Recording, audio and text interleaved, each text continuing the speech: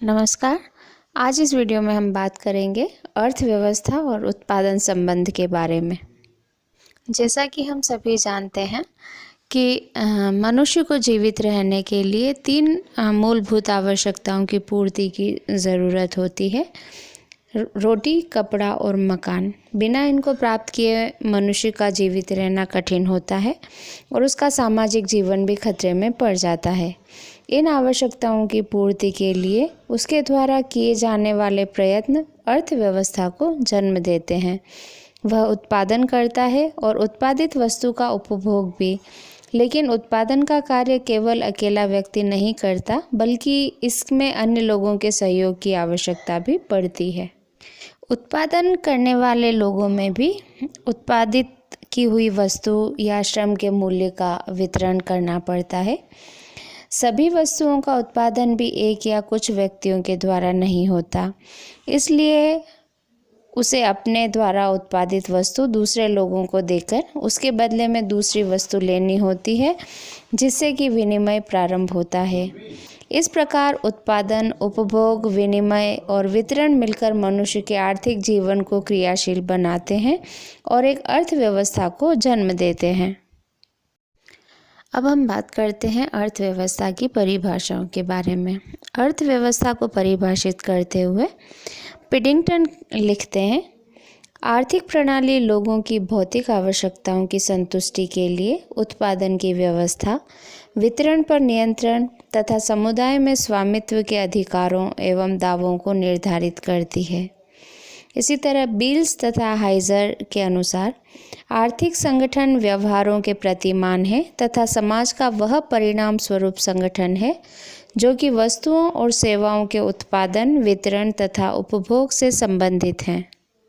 बोहनन के अनुसार सामाजिक समूहों और मानवों की भौतिक आवश्यकताओं को संतुष्ट करने के लिए स्रोतों, प्रविधि और कार्य को संगठित करने का जो तरीका है, उसे ही हम एक अर्थव्यवस्था कह सकते हैं।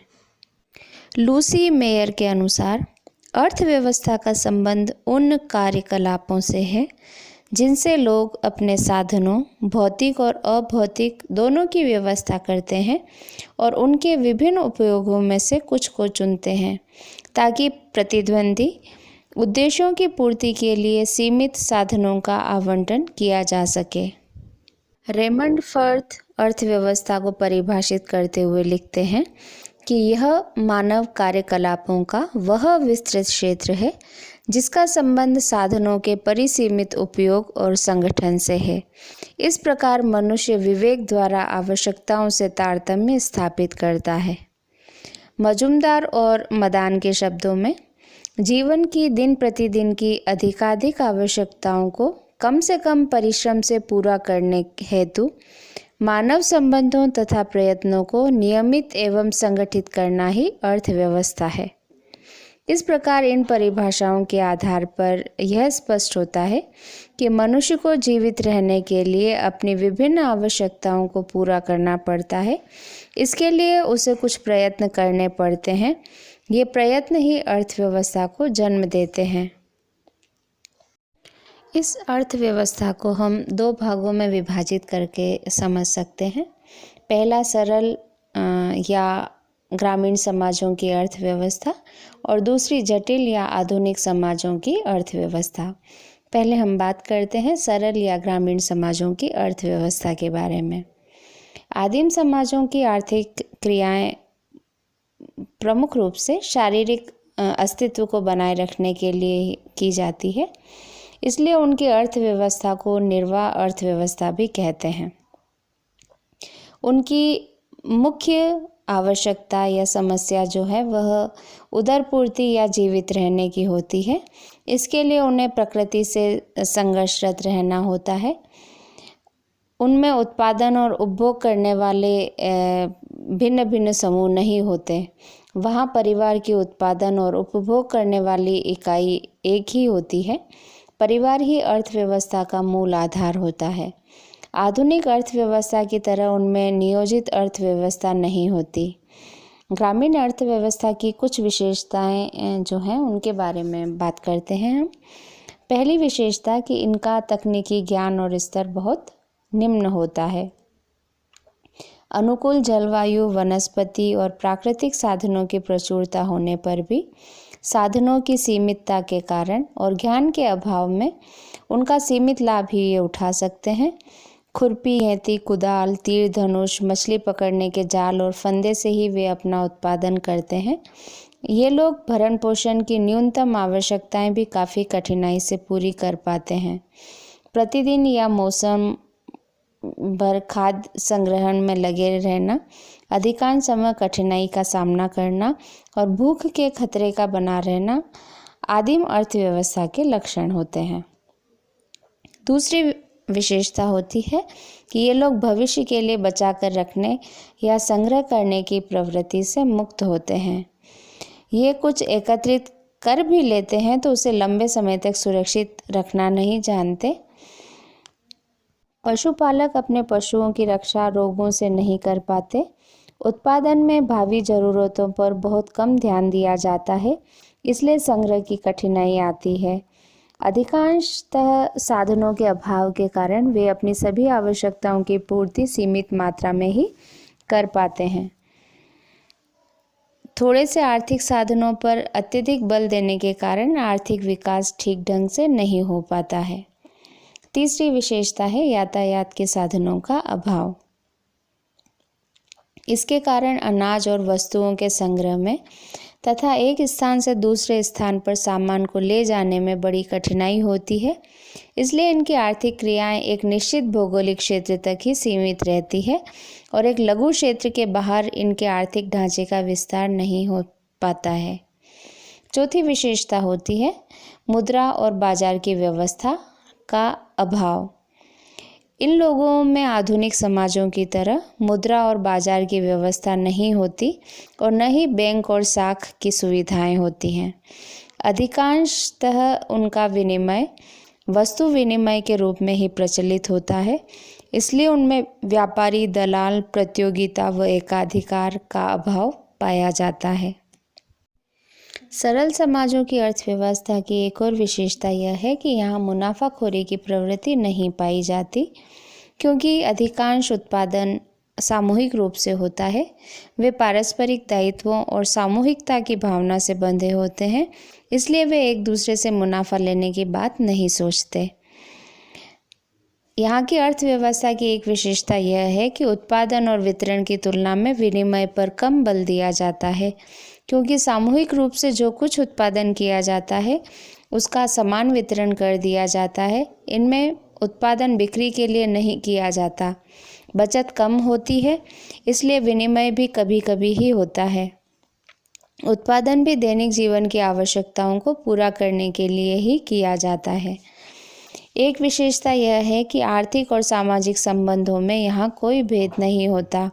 उनमें मालिक और नौकर के संबंध नहीं पाए जाते। उनकी आर्थिक, सामाजिक और राजनीतिक क्रियाएं त्योहारों तथा उत्सवों से घुली मिली होती है। एक विशेषता यह है कि उत्पादन के दौरान धार्मिक और जादुई क्रियाएं भी की जाती हैं। उनका मानना है कि जादुई क्रियाओं और धार्मिक क्रियाओं से उत्पादन बढ़ता है तथा आर्थिक कार्य में सफलता मिलती है। ये लोग शिकार पर जाने से पहले या मछली मारने जाने से पहले अनेक धार्मिक व जादुई क्रियाएं करते हैं, जो उन्हें गहरे समुद्र में मछली मारने में सहयोग प्रदान करती है। कृषि करने वाली जनजातियां फसल बोने और काटने के समय भी इसी प्रकार की क्रियाओं का सहारा लेती हैं।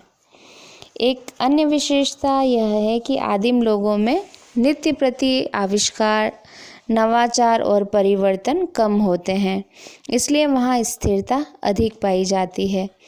इस स्थिरता और समरूपता के कारण ही आर्थिक उत्पादन की प्रविधि में कोई परिवर्तन नहीं होते। आदिम समाजों या सरल समाजों में लोग हमारी तरह विशेषज्ञ नहीं होते और न ही विशेषीकरण पाया जाता है। वहाँ हर व्यक्ति थोड़ा बहुत सभी तरह का काम जानता है। इस आधार पर जनजाति लोग हरफनमौला माने जा सकते हैं। वहाँ श्रम विभाजन, विशेषीकरण या कुशलता तथा अकुशलता के आधार पर नहीं पाया जाता। एक और विशेषता यह है कि व्यक्तिगत और सामूहिक दोनों प्रकार की संपत्ति इन लोगों में देखने को मिलती है। तीर धनुष, नाव, फंदे, कृषि के औजार व्यक्तिगत संपत्ति है, तो कृषि भूमि, चरागाह और शिकार का क्षेत्र, नदी, तालाब सामूहिक संपत्ति है। अधिकांशतः इनमें उत्पादन व्यक्तिगत रूप से नहीं होकर सामूहिक रूप से किया जाता है। परिवार ही उत्पादन करने वाली आधारभूत इकाई है। आर्थिक क्रियाओं का प्रमुख उद्देश्य जीवन यापन के साथ साथ सामुदायिक कर्तव्यों को निभाना भी होता है। आदिम अर्थव्यवस्था में उपहार का विशेष महत्व होता है। यह विनिमय का एक माध्यम है। एक व्यक्ति के पास जब किसी वस्तु की अधिकता होती है तो वह दूसरों को उपहार प्रदान करता है। उपहार लेने वाले का भी यह कर्तव्य होता है कि वह बदले में कुछ उपहार दे। उपहार के बदले प्रति उपहार के निश्चय के कारण व्यक्ति को भविष्य में सुरक्षा प्राप्त होती है। अतिथि सत्कार का भी आदिम आर्थिक जीवन में महत्वपूर्ण स्थान होता है, इसलिए कोई बाहरी अतिथि आकर कभी भी इनके यहाँ खा पी सकता है। ग्रामीण या आदिम अर्थव्यवस्था में लोग यह हिसाब नहीं लगाते कि किसने कितना श्रम किया और न ही इस आधार पर उनमें वितरण होता है। बुशमैन जनजाति में शिकार चाहे कोई भी करे, परंतु मांस का वितरण एक निश्चित नियम द्वारा ही होता है। मुखिया, विवाहित एवं युवकों के अलग अलग हिस्से तय होते हैं। वहाँ मजदूरी नहीं होती। इनमें श्रम के पुरस्कार की बजाय हैसियत के अनुसार उत्पादित वस्तु का विभाजन पाया जाता है। न्यूनतम आवश्यकताओं की पूर्ति का अधिकार सभी को होता है। आदिम अर्थव्यवस्था में आधुनिक अर्थव्यवस्था की तरह राजनीतिक शक्ति का आर्थिक नियंत्रण से कोई संबंध नहीं होता। इनमें कर वसूली, बाजार, मुद्रा, यातायात की व्यवस्था करना राजनीतिक व्यवस्था का कार्य नहीं है। इस प्रकार आदिम अर्थव्यवस्था प्रारंभिक और सरल प्रकार की होती है, लेकिन वर्तमान में आधुनिकता के संपर्क के कारण उनमें अनेक परिवर्तन आ रहे हैं। उनमें भी आज मुद्रा, बैंक, साख, बाजार, दलाल इनका प्रचलन धीरे धीरे बढ़ने लगा है। आज का ये वीडियो हम यहीं समाप्त करते हैं। अगले वीडियो में हम बात करेंगे जटिल या नगरीय समाजों की अर्थव्यवस्था के बारे में।